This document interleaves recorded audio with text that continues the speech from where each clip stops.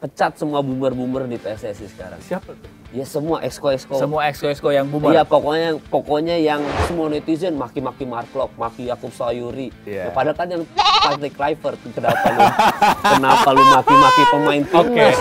Pelatih kita tuh gampang disetir, tapi gue percaya Erick Thohir. Emang iya? Pelatih kita gampang disetir.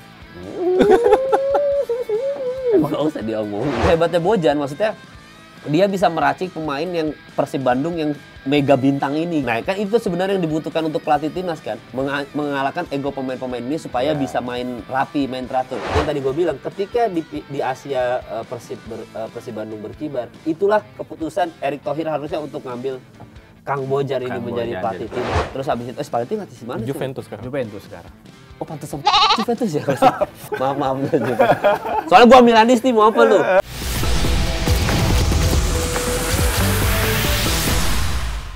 Royandi, kita udah kedatangan influencer, artis yang cuitannya viral sampai sekarang padahal udah belasan tahun. Ini bukan cuma influencer, bukan cuma artis. Apa tuh? Ini mah pembuat Indonesia geger ini. Yaitu adalah Kemal Palevi. Iya, terima kasih. Ainus, luar biasa. Apa kabar, Bang? Baik, alhamdulillah. Ini cuitan viral di 2011 dan menurut sebagian bukan sebagian ya, mayoritas netizen bahkan ya. Itu masih relate ya, yang nggak bisa kita sebutin cuitannya apa itu. Takut. Gitu. Aduh gitu. Tapi intinya itu kan kritik PSSI ya berarti. Iya, kritik PSSI. Sebenarnya itu waktu itu yang men-trigger 2011 nge-tweet itu tuh apa sebenarnya? Wah, itu era kegelapan timnas Indonesia tuh, Nurdin Halid kan? Iya. Gila, 2005-2007 kasus korupsi gula, kalau nggak salah tuh, kalau salah benerin netizen kan lebih pinter ya. Pokoknya import gula, abis itu import beras Vietnam, kalau nggak salah tuh 2007. Terus ada lagi minyak goreng, pengadaan minyak goreng itu kan tersangka terus tuh, maksudnya masuk penjara kan, seperti penjara. Sempat, tapi bisa mimpin PSSI kan? Itu dia. Itu satu-satunya tuh kalau nggak salah. Nggak, ada lagi, ada dua nama lagi kayak Joko lagi. Driono. Terus habis itu siapa lagi, satu lagi lupa lagi lupa. Pokoknya ada lagi lah. Bukan, maksudnya ketua PSSI yang memimpin dari balik Ada dua nama, ada 3 orang kan. Joko Driono, Nurdin Halid sama satu lagi lupa. Apa setelah Nurdin Halid gitu. Pokoknya lupa satu lagi siapa. Dan itu Nurdin Halid di situ, wah itu era kegelapan itu. Dia ngerubah statuta FIFA kan tahun itu kan, yang dari tidak pernah dinyatakan bersalah jadi sedang tidak bersalah. Pokoknya intinya gitu kata-katanya tuh. Nurdin Halid, degradasi dihapus, pengaturan skor. Terus kita demo, kita demo semuanya. Kita demo supporter demo. Sampai akhirnya PSSI dipindah ke Pulauan Riau, ingat banget gua. Wah itu chaos, ada satu nama, lupa gue namanya. Jadi waktu itu mau bikin liga tandingan, Liga Primer Indonesia. Saking bobroknya Liga 1 ini. ISL, IPL ya? Arifin Panigoro kan dulu itu. Itu dia. Yang akhirnya rusuh, kan berdua akhirnya ricuh tuh di Riau kan? Iya itu, nah dari situ, wah itu benar-benar yang, makanya keluarlah cuitan itu. Plus klimaksnya adalah AFF 2010, udah itu klimaks kita. Emang kenapa dengan AFF 2010? Lah, kita kan clean sheet. Kita kan di grup menang semua. Malaysia kita kalahin loh di grup itu. 5-1 Unggul habis itu lawan Filipina ya. Filipina semifinal. menang. Habis itu, Nurdin Halid ngajak ke rumah Pak Abu Rizal Bakri. Disitulah cikal bakal kenapa gue benci banget sama situ. Itulah gue cikal. Bukannya gimana ya guys, bukannya masalah. Ini gue pasti dihujat ya sama... Yang kemarin juga. Oh iyalah, itulah maksudnya. Okay. Bukannya gimana-gimana, pasti dihujat kayak bilang aja iri apa segala macam. Enggak, ini kita udah pernah trauma di AFF 2010 di mana kita tuh belum juara, tapi kita udah diajak timnas semua diajak makan di rumah kediaman Abu Rizal Bakri, ada Nurdin Halid juga di situ. Dan kebetulan Pak Nirwan juga kan. Ada. Nah, jadi posisinya di situ adalah kenapa kita belum menang, kita sudah disambut sama pejabat-pejabat ini. Makanya dari situ kita udah kayak setiap kali timnas semifinal udah mau masuk final, kita tuh selalu was-was. Jangan ada pejabat yang intervensi aja. Selalu kayak gitu kan supporter, jangan ada pejabat gitu. Setiap kali ada pejabat intervensi, entah kenapa kita kalah gitu. Dan terbukti kita kalah 3-0 di Bukit Jalil. Waktu itu viral yang soal laser mata Marcus Horizon kan. Ya setelah lama nggak dikulik-kulik, Najwa Shihab sempat ngomong juga soal jangan-jangan ada pengaturan skor, dikasih Alphard. Apa pas pertemuan sama Abu Rizal Bakri itu ada obrolan apa. Yang tapi udah dibantah kan? Ya terakhir udah dibantah kan semua kan, udah dibantah sama Marcus Horizon sama Hamka Hamzah, Bang Hamka Hamzah udah di inilah, maksudnya udah klarifikasi tidak. Tapi dari situ kebenciannya tuh paling tinggi ya di era Nurdin Halid. Dia bisa mimpin dari balik jeruji. Wah gila, itu mah buset. Itu mah legend sih. Itu kemarahan tertinggi kita lah. Di situ kan pengen banget Nurdin Halid lengser tuh luar biasa sampai di demo kan. Sampai dia harus pindah. FIFA juga udah Andi Malarangeng waktu itu Menpora ya kalau Iya, salah Andi ya. Malarangeng. Andi Malarangeng Menpora aja sampai membekukan PSSI kan. Iya. Wah itu itu alasannya di situ. Kalau nggak salah sampai Bang siapa itu Bang Hinca juga waktu itu Hinca diturunin Panjaitan kan. ya. Iya benar, Bang Hinca Hinca Panjaitan. Melerai pertikaian itu. Wah itu mah chaos itu. Chaos juga. Kalau yang fans yang kan beberapa kali gue dibilangin sama fans bola kayak wah nih Bang Kemal FOMO nih karbit nggak nonton timnas. Buset. Dari 2011 itu. Ya, Gila, itu bro. banyak yang bilang itu. Banyak. Era-era yang era sekarang kan banyak banget fans FOMO kan. Iya. Yang era Marcelino, Justin Hapner ini. Nah gue waktu itu ada satu ketikan soal, gue tuh sebenarnya banyak masalah. Dulu gue pernah nge-tweet soal Zulham Zamrun. Nah, itu kenapa sih? Era itu. Ya karena pada saat itu gue pribadi merasa Zulham Zamrun itu kayaknya wah itu menguak-luka lama ya. Nggak apa-apa. Kan yang lama-lama boleh diceritakan untuk jadi pelajaran kan. Sudah nggak ada lagi ya. Posisinya kan? soalnya waktu itu Zulham Zamrun masih Persib tuh. Tapi intinya adalah waktu itu gue ngerasa Zulham Zamrun terlalu banyak dribble, terlalu banyak bawa bola gitu. Banyak keeping bolanya terlalu lama. Gue ngerasa bahwa Zulham Zamrun ini ya waktu itu kan Cristiano Ronaldo Indonesia segala macam kan. Dan gue ngerti egonya juga beliau masih tinggi. Bang sekali lagi mohon maaf ya Bang kita sudah pernah ketemu Bang Zulham sekali lagi. Berarti udah aman ya? Cuma udah ketemu. Tapi kan memang begitu rata-rata pemain kan. Kalau dia sedikit ada egonya, keep bola terus kan. Iya. Bawa kemana kemari, lari. Lepas gitu. Ya, waktu itu ada satu nama pemain Arema namanya Bayu Gatra. Iya, Bayu Gatra ini nggak ya. dimain-mainin. Nah, gue pengen banget diganti sama Bayu Gatra posisinya. Waktu itu timnas. Waktu itu timnas juga lagi gacor-gacornya itu. Alfred Riedel kan. Era masih Alfred Riedel ya, itu bener ya? 2000 berapa tuh? Lupa waktu itu yang Zulham Zamrun 2016 ya? 16 ya. Iya, Masih Alfred Riedel. Lupa. Alfred. Waktu itu lupa. Terus habis itu udah di situ ngerasa bahwa ya harusnya diganti aja Zulham Zamrun karena kita kan dari main yang di Cibinong pindah ke bertandang tuh ke Thailand ya kalau nggak salah ya lupa pokoknya Final ya? Thailand iya kalau Final. dari Cibinong pindah tuh kita. Nah Zulham Zamrun ini waktu itu gue nge-tweet pada saat itu yang dimana gue nge-tweet itu di waktu yang salah aja. Kalau gue nge-tweet zaman sekarang nggak akan kena serang karena semua orang nge-tweet. Semua orang. Nah bayangin gue ketika ini kita balik deh. Kita ngatain Yakob Sayuri atau ngatain Mark pada saat gua ngatain Zulham Zamrun. Habis tuh orang-orang pasti. Tapi kan gua ada nge-tweet itu di era dimana semua orang sesuka itu sama timnas dan tabu untuk kita ngata-ngatain timnas gitu. Sekarang semua netizen maki-maki Mark maki Yakob Sayuri. Ya, padahal kan yang Patrick Kluivert kenapa lu maki-maki pemain timnas lu? Oke, pemain ya memang itu kan gitu. Iya, pemain mah ikutin arahan aja pelatih. gitu. Nah, makanya gue di situ nyadar, gue berkaca bahwa pada saat Zulham Zamrun gue melakukan kesalahan yang sama seperti yang netizen lakukan ketika ngatain Mark dan juga Yakob Sayuri. Iya. Nah, gue nyadar di situ. Jadi beda era aja pada saat itu. Lu bisa nyadar juga ya? Oh iya, Bang. Proses pendewasaan dari kontroversi itu ada, Bang. Ada nyatanya, Bang. Gitu. Ya, udah kenyataan itu sih. ada, Bang. Tapi nada amakannya masih ada amakannya. Masih. Nggak ada. Baru menit awal. Parah. Ampun. Baru menit awal loh ini udah langsung ampun. Gigi Karena ini. ketika mention Nurdin Halid itu era keemosian tertinggi kita fans supporter sepak bola sih. Ya. Itu mah udah paling tertinggi tuh era kegelapan paling kelam lah setelah itu. Karena fans kalem juga loh. Waktu Nurdin Halid juga ikut marah. Dan terutama kekecewaan Piala AFF 2010 sih. Iya, Nurdin Halid itu orde barunya PSSI gitu.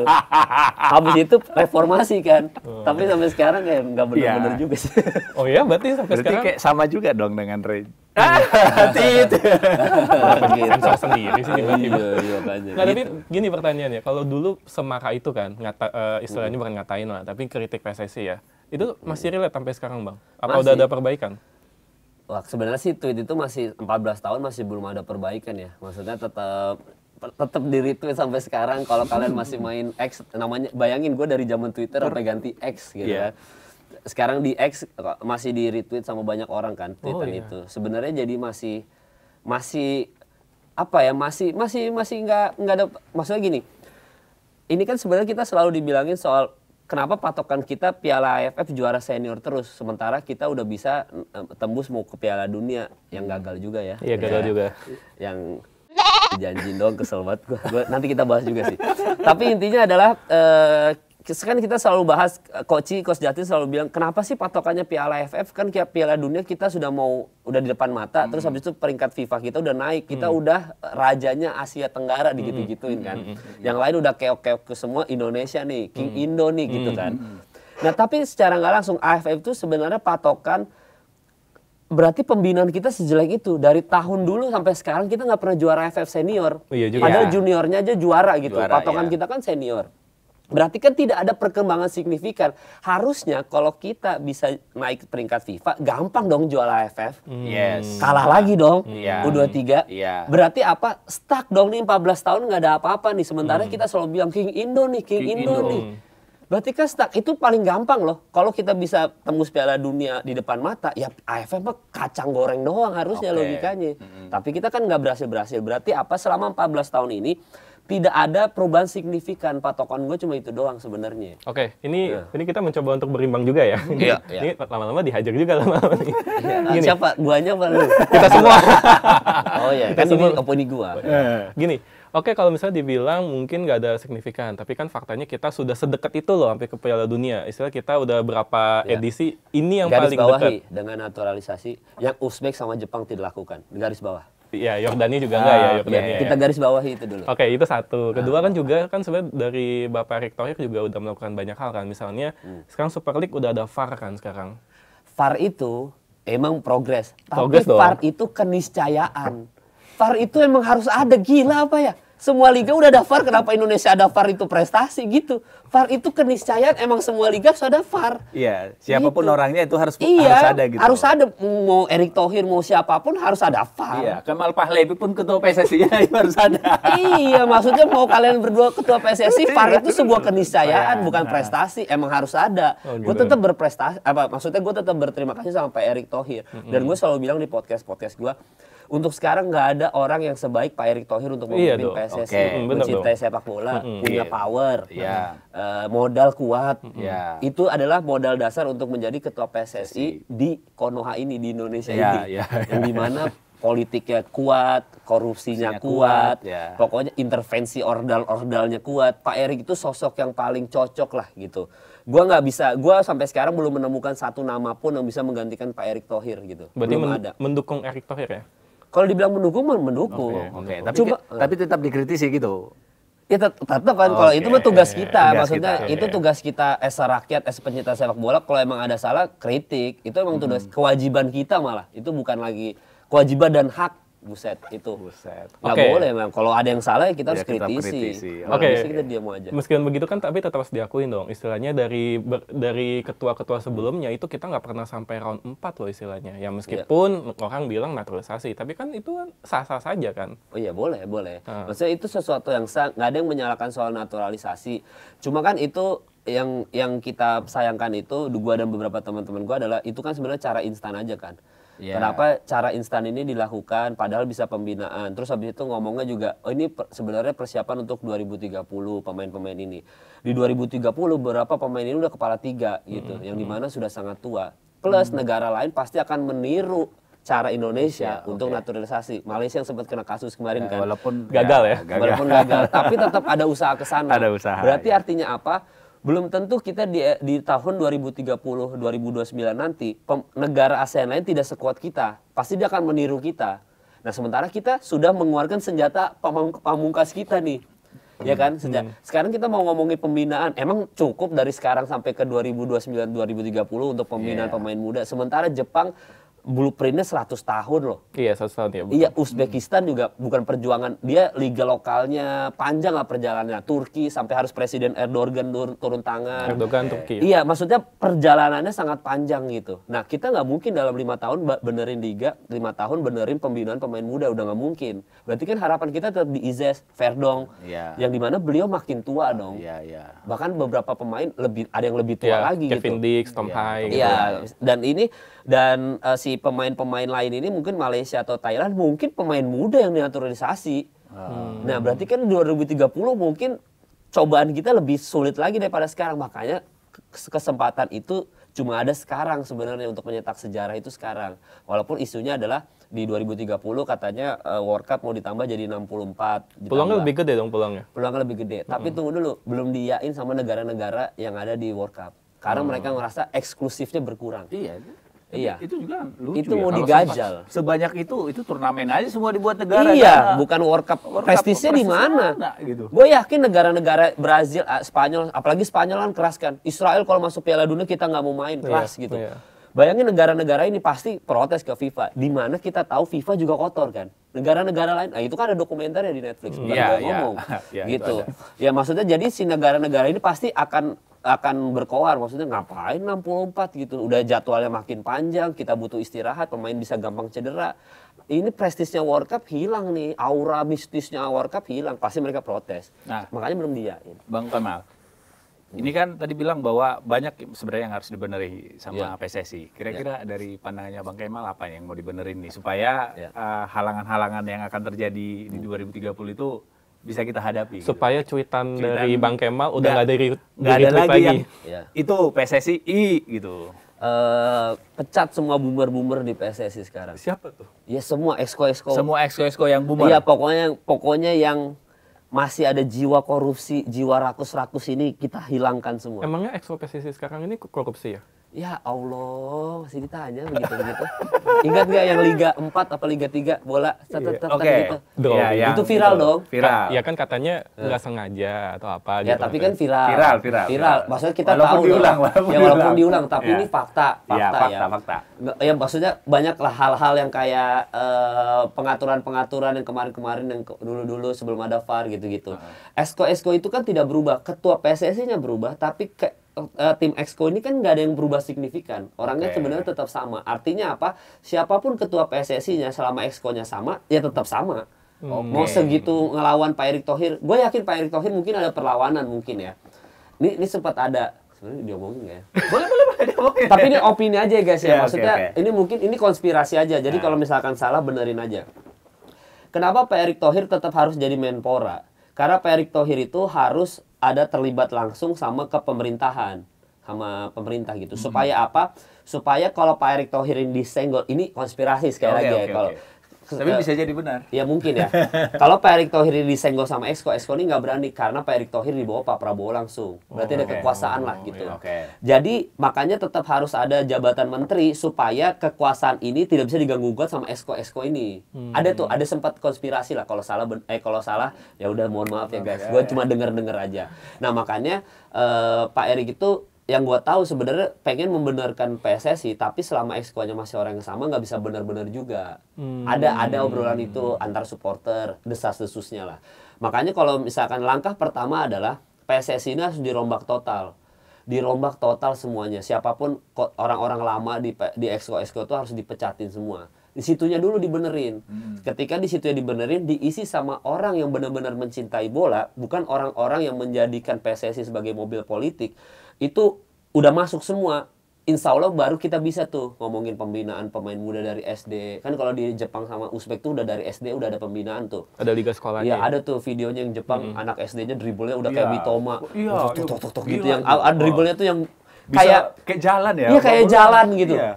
Nah, itu kan maksudnya mereka udah ada pelatihan kayak gitu kan. Jadi diisi sama pemain-pemain emang orang-orang yang tidak peduli sama uang gitu, tidak peduli sama korupsi, bener-bener peduli sama sepak bola Indonesia. Harus diisi sama orang-orang kayak gitu. Berarti sisakan Erick Thohir doang berarti?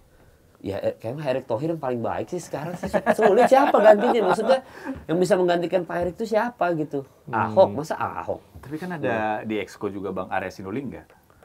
Iya. Males bahasnya juga. Halo Bang Arya. Halo Bang Arya. Orangnya masih ada. Nggak, tapi memang harus digantikan lah. Maksudnya kalau concern gue adalah PSSI itu harus dirombak total, diisi sama orang-orang yang benar-benar mencintai sepak bola gitu. Emang benar-benar, ayo kita majukan sepak bola Indonesia, tidak menjadikan sepak bola sebagai alat politik. Walaupun sebenarnya tidak bisa kita pisahkan sepak bola sama politik. Karena kalau gue pernah ngobrol sama Ferry Irwandi, kalau sepak bola ini dari era Uni Soviet aja udah berpolitik gitu. Maksudnya kalau kita lihat Netflix dokumenter soal FIFA aja, dari yang Argentina tuh udah politik banget gitu. Iya. Yang udah dekat penjara gitu-gitu ya. kan. Apa ada kayak gitu-gitunya tuh. Jadi kita tuh nggak bisa menjauhkan sepak bola sama politik, itu benar. Tapi karena kita udah punya role model Jepang dan Uzbekistan dan Turki, yang dimana mereka kalau ngerjain sepak bola dengan benar, jadi nih barang gitu, ada buktinya gitu.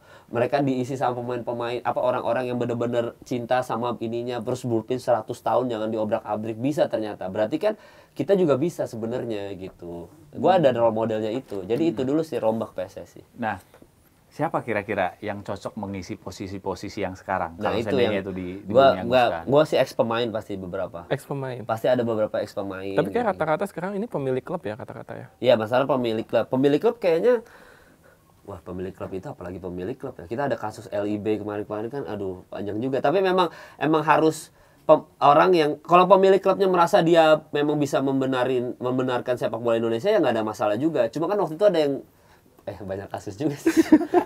Kayak supporter aja deh yang komentarin gitu ya soal kepemilikan klub ini gitu. Kita udah tahu lah soal PT LIB lah, apalah, banyak lah gitu-gitu.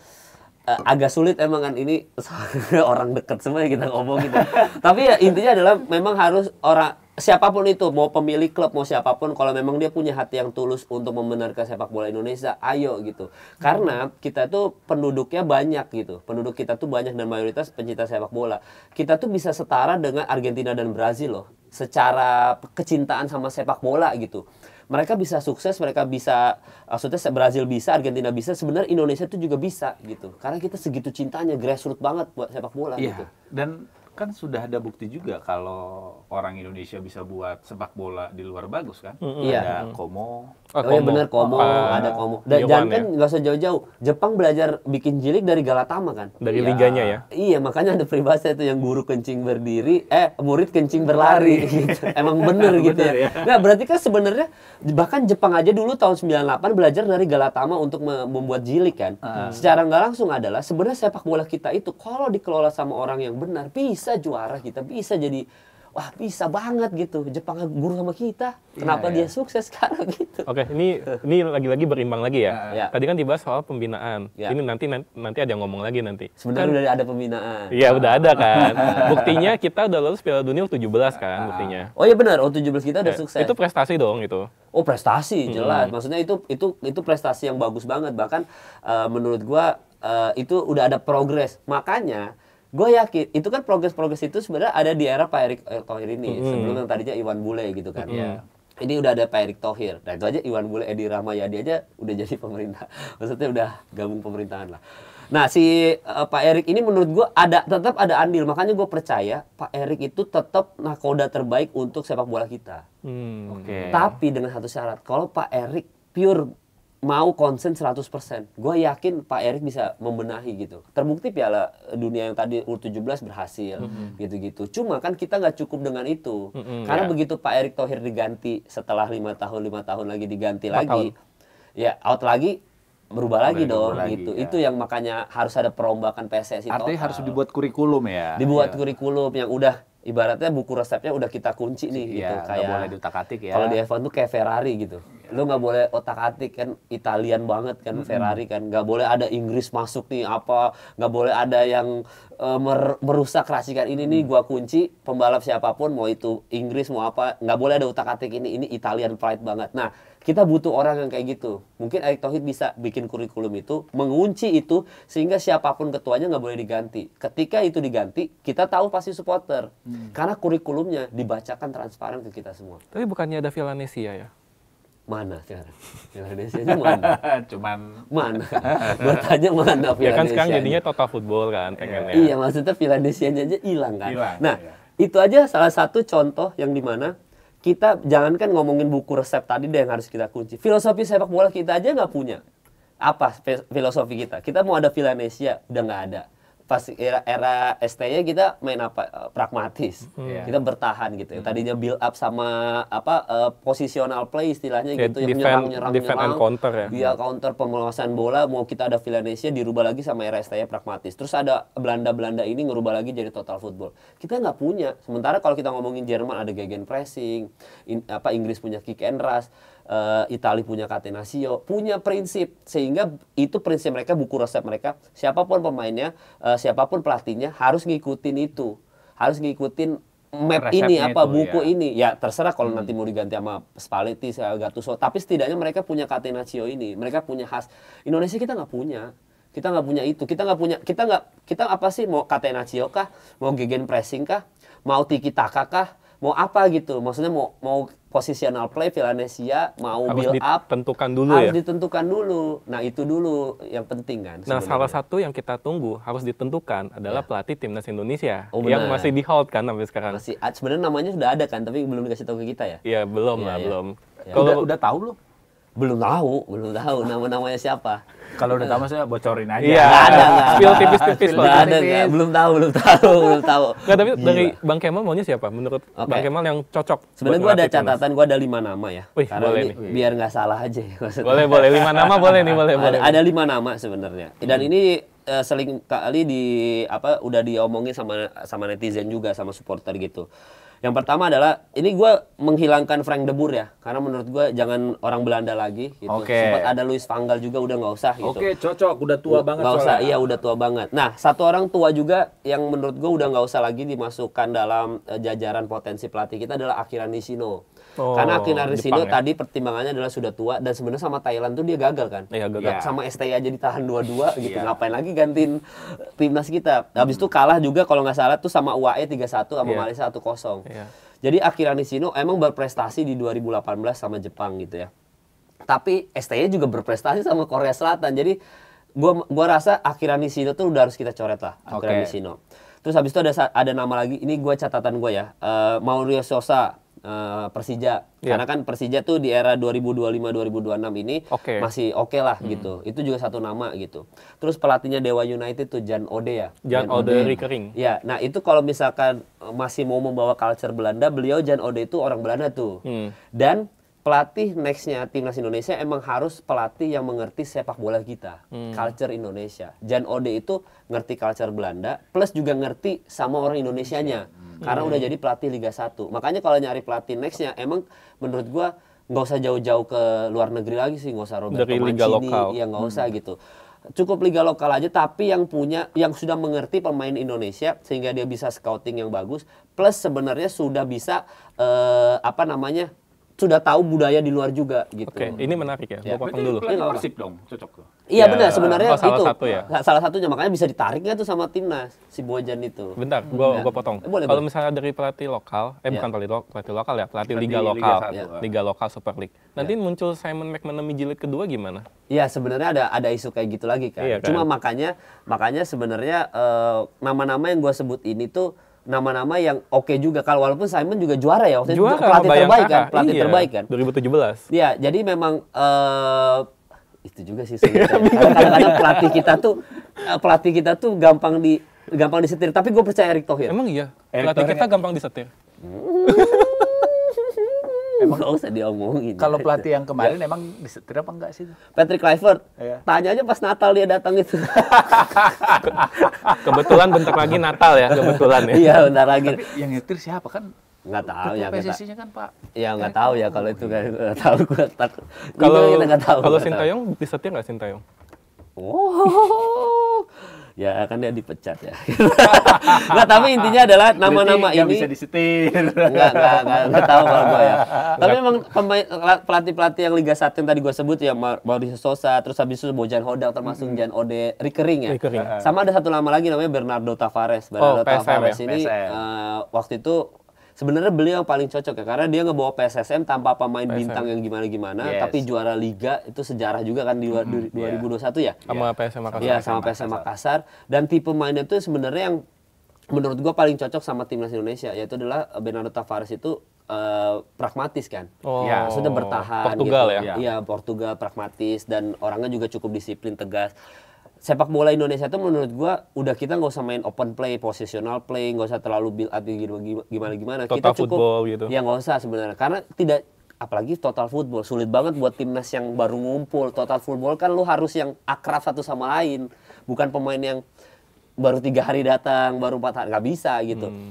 pragmatis itu yang paling aman untuk sepak bola kita, yaitu udah bertahan aja, adaptif seperti Ancelotti, Kita harus Mourinho. datangkan Jose Mourinho berarti. Iya, Mourinho tapi udah ngelatih itu kan, udah apa? Benfica. Iya, Benfica kan. Ancelotti udah di situ. Tapi pragmatis itu yang menurut gua paling cocok sama sepak bola kita sekarang. Berarti Terbukti. Sintayong dong berarti. Iya, cuma kan udah nggak dicoret namanya. Udah dicoret ya. Tapi Udah, walaupun kalau gitu Kemal berharap nggak STI balik lagi?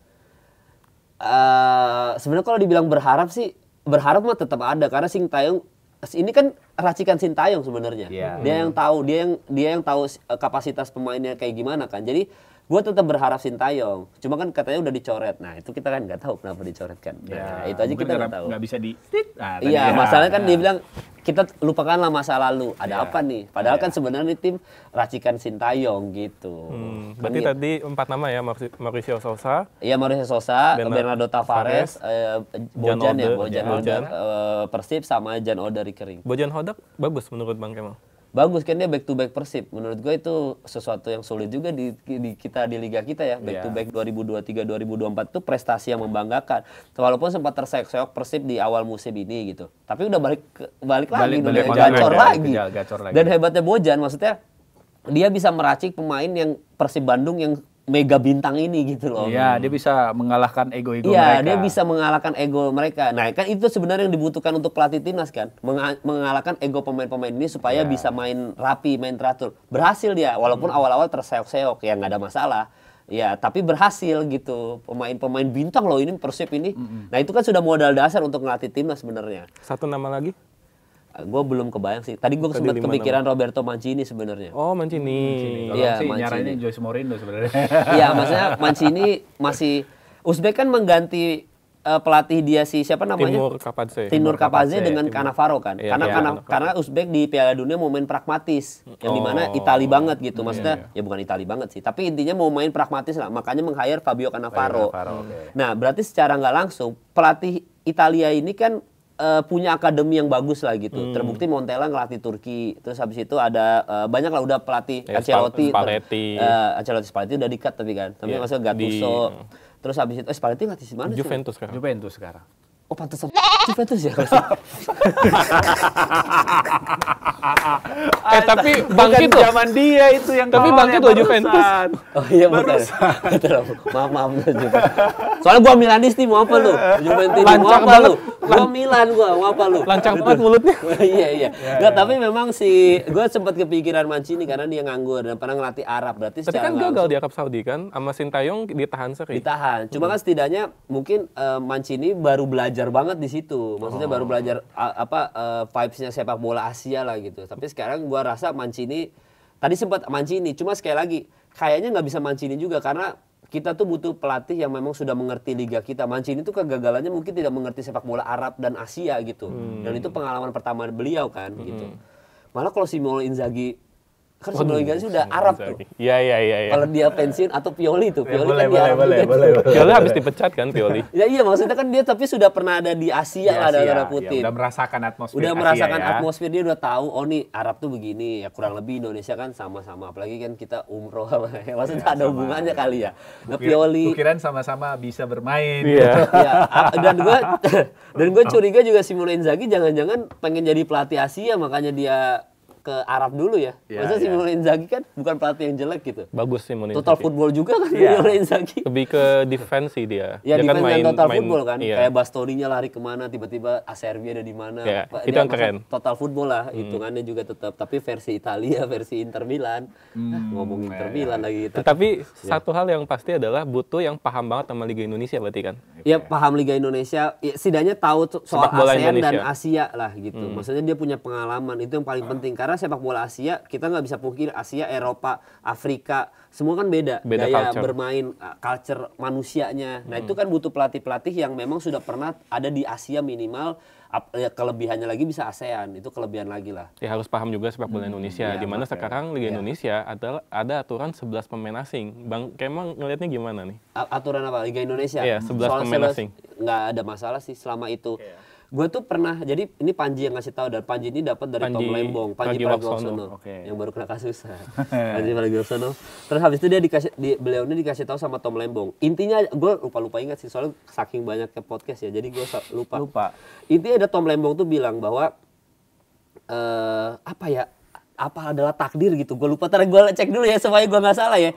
Jadi nasib adalah takdir kalau nggak salah ya. Jadi nggak ada sinyal lagi gue. Intinya adalah bentar ya. Gak apa-apa kan bisa di-cut editor ya. Gak apa-apa, aman. Gue cari dulu biar nggak salah nih. Maksudnya biar ini bagus nih soal kata-katanya. Berarti Bang Kemal ini nggak masalah kalau Liga 1 tuh bukan Liga 1, Super League ya? Iya, Super League ada 11. Emang kalau kalian berdua bermasalah dengan itu? Kalau pendapat kalian berdua deh. Satu-satu. Kalau aku sih kurangin lah. Kurangin. Alasannya kenapa mengurangi itu? Jadi nggak ada kesempatan buat itu. Buat pemain lokal ya. Nih kata-katanya Panji dari Tom Lembong ya. Budaya adalah takdir. Itu kenapa sepak bola kita tuh nggak maju-maju. Karena budaya pemain timnas lokal kita beda sama pemain diaspora atau pemain asing. Nah, budaya adalah takdir. Jadi intinya adalah kita tuh sebelumnya tidak pernah memimpikan bisa tembus Piala Dunia kan. Nggak pernah ada mimpi itu sama sekali. Kita selalu fokusnya AFF, Piala Asia paling tinggi lah gitu. Kita nggak pernah kepikiran sama sekali ternyata kesempatan tembus Piala Dunia itu ada. Dan ironinya adalah kesempatan itu muncul ketika pemain diaspora ini pada datang kan. Berarti ada budaya yang dirubah. Mungkin pemain diaspora ini ngerasa bahwa kok lu jam 2 masih main Mobile Legends sih gitu. Harusnya kan tidur. Kok lu jam 2 masih makan mie instan, harusnya kan sudah enggak. Kok lu subuh belum bangun sih gitu. Harusnya kan udah lari pagi gitu.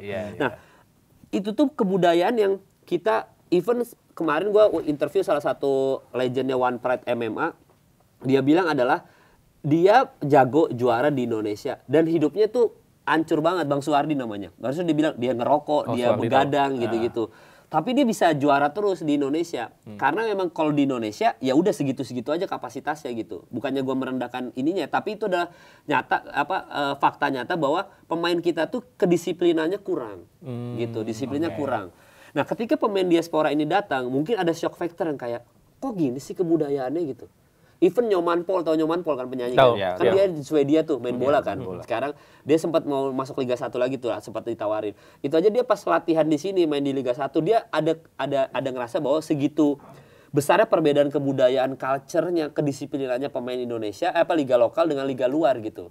Dan itu nyata banget kenyataan gitu. Makanya pemain asing datang ke Indonesia yang kita harapkan adalah ngebawa sesuatu yang positif itu, kebiasaan yang positif bahwa lu harus bersaing sama kita. Kita disiplinnya beda sama lu pemain lokal nih. Kita disiplin banget. Kalau lu mau ngejar level kita, ya lu disiplinnya harus kayak kita. Harus mirip. Berarti secara nggak langsung dia ngebawa sesuatu yang positif untuk pemain lokal supaya ngejar levelnya pemain-pemain asing ini. Kedisiplinannya kita terutama. Transfer ilmu ya. Transfer ilmu. Nanti ketika transfer ilmu itu sudah akhirnya keluar lagi nama-nama berprestasi kayak Beckham, Yakob Sayuri, Yance, Egy Maulana, Marcelino. Baru nanti pemain-pemain ini menelurkan lagi ke junior-junior yang lokal juga.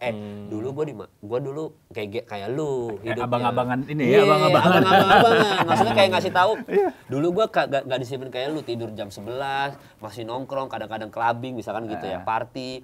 Mungkin gue main Instagram berlebihan, follow cewek-cewek misalkan gitu misalkan. Siapa sih itu yang follow? Ya siapa sih yang follow cewek sih? Siapa sih yang DM cewek? Ya tapi intinya adalah kedisiplinan itu mungkin dia bisa menelurkan ke adik-adik yang lokal juga karena diajarin sama pemain asing ini. Itu kan harapan kita. Makanya 11 pemain asing itu supaya ngebawa budaya adalah takdir itu. Gitu. Kalau dari gue sih setuju sama itu ya. Supaya merubah kebiasaan yang buruk gitu. Iya, maksudnya kan kebiasaan buruk itu kan kita ada berita-beritanya juga kan kemarin kan soal tidak disiplinan pemain senior sehingga yang tadinya berprestasi jadi turun, yang tadinya di U19, U17 bagus banget kok di senior menurun semenjak tahu duit, semenjak iklan ya kan. Siapa itu? Iklan sosis biasanya. Siapa lah itu dia? Yang jelas bukan. Biasanya kalau udah iklan sosis kan langsung turun. Iya, maksudnya kan? Iya kan gitu. Nah itu mah udah supporter udah sama-sama tahu lah gitu. Ya itu gua kalau apapun demi kebaikan sepak bola Indonesia gua oke gitu. Karena gua kan ngefans sudah dari lama gitu. Intinya seperti itu. Dan salah satu klub yang dekat banget dengan Bang Kemal adalah Borneo FC, Kalimantan Timur ya? Iya benar, Samarinda. Ya. Pride nih. Persisam Putra dari Pusam, namanya dulu Pusam Putra Samarinda, berubah jadi Persisam Putra Samarinda. Terus habis itu pas Persisam gue pindah Jakarta, masuk IKJ. Nah gue udah nggak ngikutin Liga 1 lagi tuh. Sempat berubah-berubah. Soal Bali United tuh aja gue nggak ngikutin tuh, Bali United. Terus sampai akhirnya sekarang jadi Borneo FC lah gitu. Tapi gimana sekarang ngelihat Borneo FC sempurna banget nih di Super League? 9 kemenangan beruntun ya? Iya. 9 ya? si siapa pelatihnya itu dari pelatih Persita kan. Sebenarnya kan gue nggak ngikutin, jadi kalau misalkan ada salah-salah ini ya. Borneo FC ini sebenarnya tren ini sudah pernah dilakukan di tahun 2023, 2024 di mana juara reguler tapi belangsak di Championship kan. Yang juara Persib ujung-ujungnya. Persib dan dikalahin sama Madura United. Nah, PR-nya waktu itu Borneo FC adalah memang jaga konsistensi. Padahal di regular season dia itu cuma kalah 1 kali sebelum habis itu kalah 4 kali beruntun sama Kalau nggak salah Arema, Persib, Madura, sama Dewa United tuh kalah 4 kali tuh. Nah, sebenarnya sudah pernah melakukan tren yang sama. Dan kelebihannya Borneo FC ini, gue nggak tahu kenapa tim scoutingnya itu bagus banget. Jadi pemain asing yang tadinya grade-nya tuh cuma B aja, biasa aja. Bahkan kayak si bukan Coutinho, siapa sih sekarang strikernya tuh? Vinicius. Vinicius itu tadinya sempat latihan sama Persib itu. Di 2020, 2021 apa pernah latihan sama satu lagi pemain asingnya Persib namanya siapa gue lupa. Yang keterima satu pemain itu. Jadi si apa Coutinho ya apa itu. Benerin aja guys siapa antara Coutinho. Ada kan dua penyerang baru kan. Yeah. Coutinho sama si Vinicius itu. Sekarang diambil sama Borneo FC malah gacor. Satunya 4 gol, satunya 3 gol. Artinya apa? Tim scouting dan tim kepelatihannya si siapa Borneo ini bagus untuk merubah pemain asing yang tadi grade-nya cuma B jadi bersinar banget gitu. Makanya di 2023 sebenarnya mereka sudah melakukan hal yang sama, cuma sayangnya di 2024 dia finish di posisi 5. Makanya dipecat semua tuh kan. Semua pemain asingnya dibuang semua. Bukan dibuang sih bahasanya. Udah dibubarin dulu lah gitu. Ya itulah kayak PSSI kan emang segitu dulu baru drobak. Oh iya, gitu. Dibubarin dulu PSSI-nya. Iya, baru. Iya. Ini kenapa jadi ada percobaan revolusi sih? Iya, Pak. Ada tiba-tiba mau ada ini ya, kudeta. Enggak bercanda lah itu. Tapi intinya adalah gitu. Nah, si pemain-pemain sekarang ini ada Douglas Coutinho, Vinicius sama Join Felipe Villa tuh yang paling gacor kan. Villa. Yang udah 2 gol 4 assist kalau nggak salah, 5 assist gitu. Nah, dari situ tuh permainan ini plus pelatih dari Persita Tangerang ini kan tadinya kan finish di 11 sama Persita. Pokoknya nggak bagus-bagus amat lah. Yeah. Tapi di tangannya Borneo FC jadi bagus kan. Yang Borneo FC tuh entah kenapa itu. Manajemennya bagus. Manajemennya bagus. Pak Nabil ya, Nabil Hussein. Ya, Nabil Hussein. Respect Pak Nabil Hussein. Respect. Mantap memang keren ya, Nabil Hussein keren. Iya, makanya gue putra asli Samarinda kan, makanya setiap kali ke podcast selalu, kalau dulu ada podcast Banjarmasin gitu pakai bahasa Banjar, gue selalu bilang Pak Nabil respect, mohon diundang Pak Nabil, selalu gitu. Tapi lu bisa bahasa Banjar nggak lo? Bisa bahasa Banjar, hatam. Ya kan besar di sana. Fabio Lefundes pelatihnya. Lefundes ya dari Persita Tangerang, ya benar. Nah itu kan Madura. Iya, itu Persita Tangerang kan, ya udah gitu. Ya itu sih kalau Borneo FC mah karena tren ini udah pernah dilakukan, cuma ya PR-nya konsistensi aja sih sebenarnya. Dan kayaknya bakal bersaing ketat dengan Persib Bandung sampai akhir musim masih sama Persib kan peringkat 4 sekarang kan masih kan. Iya. Peringkat sekarang siapa aja sih? 1-2-nya. Oh nih, Borneo, Malut ya, Maluku Utara. Terus habis itu Persija masih sama Persib kan. Nah, iya masih dari 4 nama ini masih itu aja sih kayaknya akan bersaing ya. Enggak tahu Dewa United masih 10 nih. Dewa United masih agak kurang begitu baik. Iya, 13 masih di 13 tuh gitu. Jadi masih itulah. Anggap ya Borneo FC. Kalau di klub Liga 1 nih selain Borneo yang menurut Bang Kemal oke saat ini siapa? Persib masih oke, termasuk. Itu Malut juga, gue nggak terlalu mantau sih, tapi kan katanya lagi bagus-bagusnya juga ya Malut ya. Tapi Malut dulu. Ini Maluku ini bukan karena gubernurnya yang Sherly Coanda kan makanya bagus kan? Kalau sama dia jadi politik kalau sama dia. Bukan ya? Untuk ini kayaknya bukan. Bukan ya? Jangan begitu. Ini netizen bisa bisa kasih apa namanya? Kasih Enggak, Maluku bagus karena pemainnya oke. Oh, bukan karena gubernurnya Sherly Coanda. Ya, mungkin juga ada pengaruhnya, tapi kalau pemain lagi gacor-gacor karena ada itu. Yakob Sayuri kan. Yakob Sayuri. Ini kenapa harus gue yang sapuin sih nih? Iya, harus begitu. Malut tuh gacor Malut United. Terus masih Persija juga. Gue 4 besar ini gue ngerasa baru, apalagi tadi kita ngomongin pelatihnya Persija juga kan, yang dimana siapa si Sousa itu kan itu juga bagus gitu. Makanya itu kan salah satu keinginan gue juga dia melatih timnas kita kan. Nama di list gue tuh pelatih Persib, pelatih Persija, tadi si pelatih Dewa United sebenarnya sama Bernardo Tavares iya, itu. mantan PSM. Ya itu, nama itu. Bahkan gue tidak memasukkan nama pelatihnya Borneo FC karena memang secara prestasi sebenarnya nggak oke-oke banget di beberapa musim terakhir. Masih gitu. belum terbukti lah ya. Belum terbukti. Di sini aja tiba-tiba gacor nih musim ini. Itu juga gue kaget itu dia gacor gitu. Nah, ini Persib Bandung selain di Super League ini mungkin agak cepat ya. Di Asia nih gimana melihatnya Bang Kemal? Karena udah berapa tahun kita di Asia tuh jelek banget hasilnya. Akhirnya Persib muncul nih. Harusnya Persib ini bisa sih. Maksudnya kan dia udah menang berapa kali tuh? Persib tuh Udah by the time kita syuting ini udah 3 game. Pas kita syuting ini kan sebenarnya baru menang lawan Selangor kan, Iya. 2-0. Wah itu kan keren banget tuh. Makanya maksudnya mental juara back to back itu dibawa ke Asia itu sesuatu yang positif ya. Plus sekarang pemainnya lebih gacor lagi kan. Pemainnya kan sekarang. Ada Tom. Ya Allah itu pemain. Eliano Reinders. Ada Eliano ya. Ini pemain mega bintang lah maksud gua. Wah, gua ngeliat skuadnya Persib Bandung tuh mewahnya nggak karu-karuan gitu. Jadi harapan kita emang di Piala Asia besar dan potensi itu ada dengan Bojan tadi pelatih Kroasia ini, terus habis itu dengan pemain yang sudah kompak sebelumnya ditambah pemain mega bintang yang mulai sudah kompak, itu kan sesuatu yang positif. Berarti si Pak Bojan karena orang Indonesia. Kang Bojan.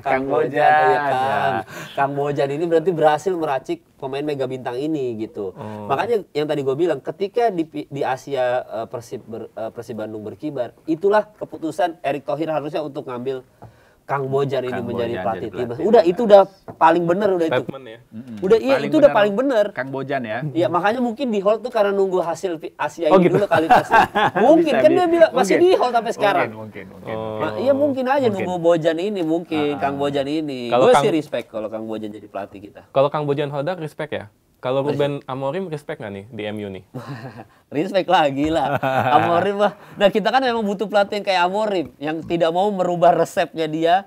Gue maunya begini aja. Pokoknya terserah pemainnya siapa. Pokoknya gue 3 back apa pokoknya gitu terus. Pokoknya formasinya nggak mau dirubah-rubah. Nah harusnya kan pelatih kayak gitu kan. Punya filosofi sendiri yang tidak bisa dirubah. Luis Milla punya filosofi itu. STY punya filosofi itu yang dia tidak bisa merubah formasi dia. Pokoknya saklek di situ aja. Dengan 4-2-3-1 kalau nggak salah Luis Milla. Terus habis itu dengan 3 backnya ini. Bahkan 5 kadang-kadang 5 back kan. Main pragmatis soalnya kan. Punya Patrick Kluivert juga punya filosofi dong. Tidak punya. orang babak pertama 4-2-3-1 terus babak kedua jadi 4-4-2. Ya kan ganti taktik boleh dong, ganti formasi. Boleh, tapi mohon maaf bukan Xabi Alonso, Bos. Mohon maaf, Bos. Kalau Xabi Alonso gue percaya, Bos. Kalau Patrick Kluivert mohon maaf nih gitu. Jangan asal ganti-ganti aja. Kok lu bisa rubah-rubah lagi pemain timnas mah jangan banyak perubahan kalau timnas tuh udah harus punya formasi langganan ini udah kita kunci. Baru pemain yang kita cari, yang kita scouting untuk mengisi timnas sesuai dengan formasi kita. Misalkan kita 4-2-3-1, udah kita kunci. Ya kita cari 4 back ini siapa, yang paling bagus di klub mana, yang kita panggil nih mengisi itu. Bukan tiba-tiba, ini gacor. Oh gacor ya? Oh tapi dia main 3 back. Oh yuk kita timnas kita ganti 3 back. Masa begitu timnas? Aneh banget. Kalau klub mah nggak apa-apa. Real Madrid memang butuh menyesuaikan pemainnya lagi ada siapa, ada Trent Alexander-Arnold, ada siapa, boleh menyesuaikan. Klub bebas gitu. Kalau timnas mah nggak bisa. Kayak benci banget nih sama Kluivert nih. Bukan cuma gua. Semua supporter semua benci sama dia gitu. Karena dia yang menggagalkan kita lolos Piala Dunia, gila. Kan yang milih kan bukan yang ya siapapun yang memilih itu. Yang pilih dia. Ya Pak Erick juga lah, lagi kan. Makanya ada Pak Erick Thohir out juga lah gitu. Tapi kita masih dukung ya Erick Thohir ya. masih lah. Gue masih ngasih kesempatan untuk Pak Erick. Maksudnya, tapi kalau nanti setelah pemecatan Patrick Kluivert ini penggantiannya juga blunder, itu baru kita bisa yang lain ya. Out bisa. Tapi kalau ini masih ngasih kesempatan. Balik ke MU. Nih, okay. MU kan udah mulai bangkit nih, tapi ketahan lagi nih sama Nottingham Forest. Ya by the time kita syuting ya kan ketahan lagi. Ini pertanda MU bakal tsunami trofi atau balik ke setelan pabrik nih? MU itu sulit banget ya kalau tsunami trofi itu sebenarnya bukan dari fans MU kan, itu dari fans luar tuh bikin kata-kata tsunami trofi. Tapi intinya adalah perubahan positif itu adalah di era Amorim ini gitu. MU itu menyadarkan gua bahwa transfer pemain itu kalau bener ternyata bisa ngasih efek yang segitu signifikan. Dan itu terjadi juga di Borneo FC ya. Okay. Itu terjadi juga di Arsenal juga. Itu terjadi juga di Liverpool, tapi trennya tren negatif ya kalau Liverpool ya. Bahwa transfer pemain ini ternyata bisa segitu ngerubah tim ini dalam waktu cepat gitu. Terbukti Borneo FC waktu cepat berhasil. Itu salah satu contoh. Persib Bandung sempat adaptif di awal tapi akhirnya berhasil juga. Ketemu formulanya lah Kang Bojan ini. Terus habis itu kita ngomongin Milan. Milan berhasil dengan mendatangkan Rabiot, ternyata berubah gitu. Terus habis itu Luka Modric, ternyata kedatangan Luka Modric segitu impactfulnya untuk tim. Luka Modric itu selama main sama Milan, ratingnya tuh nggak pernah turun dari 4, berapa gitu. Yang lain tuh 3, even Leao aja masih ada 3, berapa. Walaupun Leao tetap gacor. Rabiot tuh 4, terus gitu. Terus siapa namanya? Estupinan ya. Estupinan yang dari Brighton kan. Estupinan juga itu gacor terus. Terus Samuel Ricci sekarang karena Rabiot lagi cedera menggantikan gitu. Nah kedatangan Modric ternyata bisa begitu ngerubah signifikan AC Milan gitu. Terus habis itu Mbemo dan Cunha ternyata ngasih segitu impactnya. Gua selalu bilang di podcast bola gua bahwa tidak ada transfer terbaik menurut gua selain Mbemo dan Cunha ke Manchester United untuk musim ini. Itu gua udah nobatkan itu transfer terbaik di semua liga ya, di all competition maksudnya. Untuk ada Madrid, ada Milan di situ. Ya Luka Modric karena Milanis ini lu mah ini aja. Tapi Luka Modric segitu ngasih impactful loh untuk AC Milan gitu. Dan kita nggak bisa pungkiri dia tuh memang udah jenderal lapangan tengah, rating yang nggak pernah jelek dan segitu bagusnya main untuk anak muda ini gitu. Jadi gua nggak bisa pungkiri Luka Modric emang segitu bagusnya. Tapi tunggu dulu, kenapa ini Milan suka menampung pemain-pemain yang afkiran? Yang tua-tua ini ya? Iya. Karena gue juga gak ngerti kok bisa sama Inter kita begitu, aneh juga. Soalnya aku punya ini ya, misal kayak dulu Ronaldinho afkiran diambil, Beckham afkiran diambil, Ronaldo juga. Ada Ronaldo afkiran, Nazario, R9. Nah itu siapa? Prancis ya, Allah kok gue lupa namanya, Prancis striker. Oliver Giroud, Ibrahimovic, Scudetto yang tua-tua. Tapi kenapa begitu ya? Lu sebagai fans Milan. Karena sebenarnya Milan itu emang kadang-kadang kita tuh sejauh ini selalu punya sosok yang dituakan, yang dimana sosok ini kita bisa anggap legend lah gitu. Entah Baresinya dulu, entah Maldininya, selalu ada sosok yang dituakan yang bisa memimpin tim. Ketika Ibrahimovic datang dan beliau sudah tua banget masih disuruh main sama Milan, tapi kita Scudetto kan, yang dimana kita tuh kadang-kadang butuh pemain yang benar-benar dituakan dan punya segitu impactfulnya auranya gitu. Maksudnya kayak kalau di MU tuh era-era Roy Keane gitu-gitu, orang-orang yang bisa galak gitu, bisa di respect sama pemain muda gitu. Dan itu yang gua pernah bahas juga, MU itu sebenarnya kekurangan sosok itu. Pemain-pemain yang dituakan yang legend. Sekarang akhirnya ada Casemiro, tapi Casemiro kayaknya bodo amat juga ya sama. Nggak ada tuh ngeplak kepala Bruno Fernandes, kayaknya nggak ada. Nah tapi Luka Modric ini sosok yang bagus untuk menakodai atau memimpin tim muda-muda ini gitu loh. Karena juga Ballon d'Or, terus ya udah juara berapa kali sama Real Madrid. Sosok yang bagus lah. Makanya Milan ini suka datangin pemain tua untuk naikin moral pemain muda. Oh, untuk naikin moral, bukan karena cuma sanggup beli itu. Iya, kalau ya nggak juga sih, kita mah duitnya banyak kok Milan mah. Lagi banyak duit loh. Kita pernah ada satu musim beli 11 pemain, 11 semua ada tuh. Sampai ada yang dari Liverpool, Borriello apa siapa ya? Gue lupa namanya. Lord siapa ya? Borini. Iya. Sampai ada Borini. Itu kurang apa ini? Duit lu banyak tapi lu gitu. Nggak, soalnya gini, Borini kan sebelumnya di AS Roma kan sebelumnya. Iya, tapi maksud gue itu kan jabatannya Lord gitu. Sampai ada lah gitu. Kita tuh ada kita tuh pernah punya pemain, wah gila-gila tuh kayak Paketa kita beli apa. Ada tapi tuh. Di West Ham dong. Di West Ham tapi kan maksudnya kita pernah ada di momen dimana kita beli 11 pemain, 11-11-nya. Iya, sama di Arsenal juga pernah begitu kan? Iya, Lord Bettner. Itu juga juga. Lord juga. Iya, maksudnya gitu. Maksudnya aneh banget gitu. Kalau kita dibilang duit mah kita ada gitu. Ada ya, cuma kan ya? si manajemen kita ini sekarang nih yang megang ini itu kan memang terkenal pelit. Emang dia tuh kikir ya. Iya, kikir lah gitu. Dia kan punya tim juga tuh, tim baseball apa lupa gua. Pokoknya emang terkenal pelit lah. Karena mindsetnya dia bola itu bisnis, dia jadi bisnis aja gitu. Dia cuma AC Milan tuh sekarang tuh cuma kayak ya pemain-pemain yang out of nowhere tapi berprestasi, yuk kita ambil gitu-gitu. Nanti kita telurin, kita jual kayak Reinders ke City. Udah jadi kayak gitu AC Milan itu sekarang. Jadi tim yang begitu. Feeder. Bukan klub bertuah lagi ya. Jadi jadi kayak Udinese gitu yang menelurkan pemain muda berkualitas terus dijual-jualin lagi. Atalanta kan juga gitu. Udah Tapi kayak Atalanta Arsenal udah zaman ini.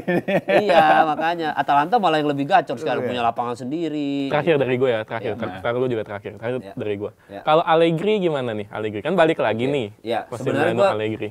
Jujur aja gue lagi ngambek nonton Milan. Gue lagi nggak nonton. Ya karena Allegri balik itu. Menurut gue itu keputusan paling aneh. Maksudnya jelas-jelas Allegri itu gagal dipecat Juventus gitu.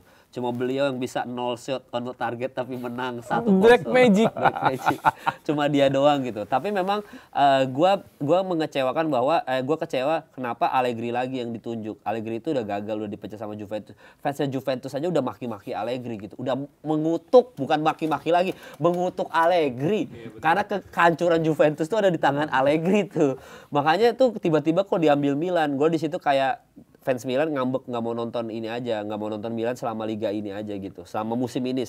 Tapi kan lagi bagus kan Milan bersama Allegri kan. Iya, tapi tetap nggak gue tonton. Ya terserah kalau dia Scudetto udah terserah ada. Tapi ya gue tetap ngerasa bahwa itu keputusan paling aneh sih Allegri sih. Itu keputusan paling aneh. Di luar ternyata ini lagi bagus, cuma ini baru awal musim. Kita juga ngomongin Borneo FC juga baru awal musim kan. Kalau awal musim semuanya bisa kita bantah. City aja kalau awal musim terseok-seok bisa juara gitu kan. Jadi nggak ada Arsenal nih, nggak usah jauh-jauh deh Arsenal nggak usah jauh-jauh deh. Nanti lihat tuh Februari tuh Arsenal tuh. Dia selalu juara paruh musim. Iya, juara paruh musim gacor. Walaupun kalau kata fans Arsenal sekarang beda sama Arsenal musim sebelumnya. Salah satunya ini yang ngomong. Iya, maksudnya pelapisnya. Loh, Arsenal itu sekarang Arteta tuh bisa kayak Saliba lagi pilek diganti loh Saliba. Si Gyökeres nyeri otot yang udah kita pakai dong bisa hilang diganti loh Gyökeres. Saking pedenya sama kedalaman skuadnya gitu. Belum Zubimendi-nya, belum. Wah, pokoknya keren banget deh nih Arsenal sekarang. Dulu ada pemain siapa backnya baru pengganti Saliba, namanya siapa gue lupa lagi. Mosquera. Kan udah ada nih pemain-pemain itu gitu. Makanya menurut gue kalau awal musim kita nggak bisa jadi patokan. Borneo FC aja terseok akhir musim kan. Ya. Akhirnya harusnya bisa juara, nggak jadi juara. Arsenal terseok juga akhir-akhir. Nggak usah Liverpool, Steven Gerrard jatuh akhir-akhir kan. City gacornya terakhir-terakhir. Jadi makanya apalagi City sekarang dengan Haaland, wah itu kan, gua nggak bisa pungkiri itu lagi gila sih itu. Terus habis itu dia bisa menemukan lagi Nico Gonzalez. Pastinya Pep Guardiola kan memang ahli menemukan pemain nomor 6 kan. Rodri, Ballon d'Or sama dia, Busquets, Kimmich di Bayern Munchen. Makanya kita nggak bisa kalau sekarang kita ngomongin AC Milan lagi gacor ya awal musim aja. Gitu. Kalau pertanyaan dari aku ini kan orang Indonesia mengelola klub di luar ada yang berhasil lah. Ada Como, ada Dender. Ya. Kamu berharap nggak kedua Taipan ini berkontribusi di sepak bola Indonesia? Maksudnya berkontribusi ini dalam apa? Misalnya bantu Pak Erik lah. Kan tadi pada banyak exco-nya itu harus ini nih. Ya, sedangkan kita udah punya misalnya Como nih kan bagus nih sana, Dender juga bagus di Belgia. Iya, bagus. Nah, kira-kira menurutmu boleh nggak mereka itu atau ada nggak harapanmu yang klub-klub bagus ini bisa berkiprah di Indonesia? Harapan itu ada, cuma masalah kita tahu banget lah Indonesia ini, sistemnya itu kan kotor ya, dan itu tuh udah fakta ya. Siapapun yang udah masuk ke sistem kita Indonesia yang tadinya orang benar jadi orang jahat aja. Jadi orang yang tadinya gacor tiba-tiba entah kenapa pas masuk ke kita jadi jelek aja gitu. Entah kenapa gitu. Jadi kutukannya itu terus ada gitu. Karena memang kita tuh diisi sama orang-orang yang ambisius, bisnis gitu-gitu. Orang-orang yang tidak peduli sama bidangnya tapi peduli sama ego masing-masing. Selama orang-orang seperti ini ada, mau yang orang Como sama orang yang Denders tadi Belgia ya, itu membantu kita, itu nggak akan jadi gimana-gimana juga. Makanya gue tetap stay aja mereka di sana. Udah stay aja. Maksudnya itu biar membuktikan bahwa orang kita kalau tidak ada intervensi dari orang-orang jahat di Indonesia ini bisa sukses kok. Ternyata kita punya potensi yang bagus kok mengelola tim gitu. Nah, itu tuh adalah tamparan keras untuk federasi, tamparan keras untuk sepak bola kita bahwa berarti ada yang salah sama sepak bola kita. Kalau orang Indonesia itu berprestasi di Italia dan di Belgia ini gitu. Kalau gue pribadi, gue pengen mereka ada andil, tapi jangan sekarang. Jangan ketika federasi kita masih bermasalah seperti ini, jangan pemerintahan kita masih bermasalah seperti ini. Bayangin kita tuh untuk korupsi peringkat berapa ya di seluruh dunia? Peringkat 2 apa peringkat berapa ya? Maksudnya sampai segitunya peringkatnya ASEAN gitu. Ada gue catatannya. Ini kita bacain aja biar malu lu seluruh orang Indonesia. Apa maksudnya bukan seluruh Indonesia, pemerintah kita. Gue ada catatannya nih. Kita tuh apa aja di ASEAN nih dan di Asia dan di seluruh dunia keburukan kita. Supaya orang yang Komo dan orang yang Belgia ini jangan bantu kita deh, jangan deh. Udah lu stay di sana nih ya. Jadi gini ya rasanya hidup di negara yang punya banyak prestasi di ASEAN. Ini bukan gue ya, ini media. Juara 1 pengangguran tertinggi di ASEAN. Anjir. 7,28 juta orang. Juara 1 IQ terendah. Tapi turun ya, pengangguran turun ya? Iya, pengangguran turun katanya. Oh, dari mantap BPS. Oh, kirain dari lapangan padel. Menambah lapangan pekerjaan. Terus habis itu juara 1 IQ terendah di ASEAN, rata-rata 93,2. Ini ASEAN doang nih. Juara 1 BBM terkotor di ASEAN. BBM terkotor. Tapi kan memang kan harus dicampur dengan etanol kan katanya. Iya, ada beberapa yang itu. Tapi kan kadarnya nggak sebanyak kita. Nggak dicariin Bahlil nanti ya.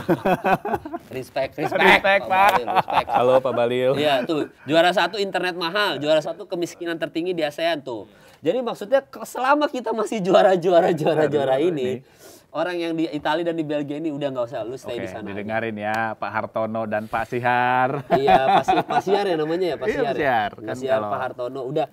Udah Bapak berprestasi di luar negeri aja biar ngasih tamparan keras untuk kita sepak bola Indonesia, federasinya terutama. Artinya kita menunggu Bapak Erick Thohir untuk Beresin dulu beresin ini. ya. Ya, beresin dulu aja. Beresin dulu yang menurut Pak Erick ini memang benalu-benalu di federasi harus diberesin dulu sama Pak Erick. Ada sih kapasitas itu Pak Erick. Kalau emang Pak Erick itu tidak punya ambisi di 2029 itu satu.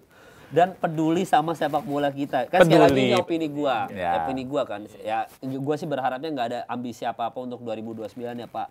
Semoga ya, karena harapan supporter adalah Bapak peduli. Karena saya yakin ilmunya Pak Erick Thohir, kemampuan Pak Erick Thohir itu dibutuhkan untuk sepak bola kita. Udah itu fakta, gitu kalau dari. Jadi kita semua mendukung Bapak Erick Thohir. Iya, kita Ya, dukung. untuk sekarang. Untuk Kalau nanti sekarang. blunder yang pemilihan pelatih Iya. lagi, baru kita boleh Erick Thohir Nah, out, boleh nanti tuh. dipilih pelatih Yang yang aneh-aneh lagi. aneh-aneh kan.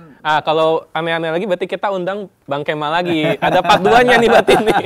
Siap ya Bang Kemal? Bentar dulu, ini episode aman nggak? Itu dulu aja. Episode ini jangan gue diserang nih. Tapi ini buat netizen dan sebelum udahan ya netizen. Apa yang gue omongin ini opini gue dan tadi beberapa konspirasi itu pure dari desas-desus saja. Kebenarannya mungkin tidak bisa dibuktikan. Jadi kalau memang gue ada salah-salah kata ke siapapun tuh pihak Pak Erick, pihak PSSI atau apa, ya gue kalau PSSI gue tidak mau minta maaf ya. Itu bodo amat kalau PSSI terserah lu. Tapi buat supporter bola kalau ada kata-kata gue yang salah, apapun itu buat tim kalian ya gue mohon maaf aja lah gitu.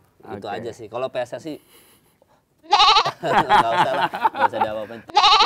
Gue bingung cara nyelamatinnya gimana ya. Ayo, Ini bip aja lu, bip editingnya aja. ribet nih. Udah langsung tutup aja daripada makin bocor nih. Iya, siap. Ini udah nggak disikat tipis lagi nih. Iya, Oke, benar. sobat ini adalah penutup episode dari part 1 dengan Bang Kemal.